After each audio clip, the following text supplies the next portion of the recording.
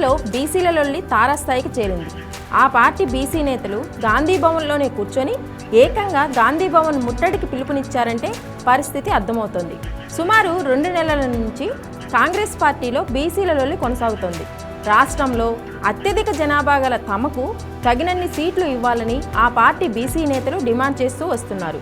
ఈ నేపథ్యంలో ప్రతి పార్లమెంటు నియోజకవర్గానికి 2 ఎమ్మెల్యే సీట్ల చొప్పున మొత్తం 34 సీట్లు బీసీలకు ఇవ్వాలన్న ప్రతిపాదనను పీసీసీ కూడా ఏకగ్రీవంగా ఆమోదించింది.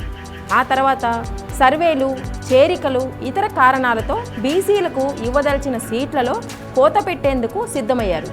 ఈ విషయం తెలిసిన బీసీ నేతలు ఇటీవల ఢిల్లీ వెళ్లి 5 రోజుల పాటు మకాం వేశారు. వారికి అధిష్టానం అపాయింట్మెంట్ కూడా ఇవ్వలేదు. దీనిని అవమానంగా భావించిన బీసీ నేతలు అధిష్టానంతో తాడో పేడో తేల్చుకునేందుకు సిద్ధమయ్యారు.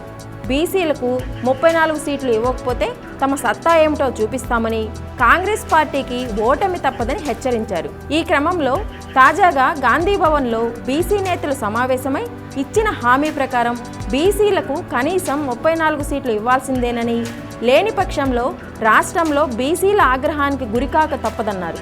అంతేకాకుండా హలో బీసీ చెలో గాంధీ భవన్ పేరుతో గాంధీ భవన్ ముట్టడి, భారీ ధర్నా చేపట్టారు. అధిష్టానం మాట నిలబెట్టుకోవాలి. పొలిటికల్ అఫైర్స్ కమిటీ ఆమోదించిన ప్రకారం బీసీలకు కనీసం 34 సీట్లు ఇవ్వాలి. ప్రభుత్వం వచ్చాక ఎమ్మెల్సీలు, రాజ్యసభలు ఇస్తామంటే ఊరుకునేది లేదని తేల్చి చెప్పారు.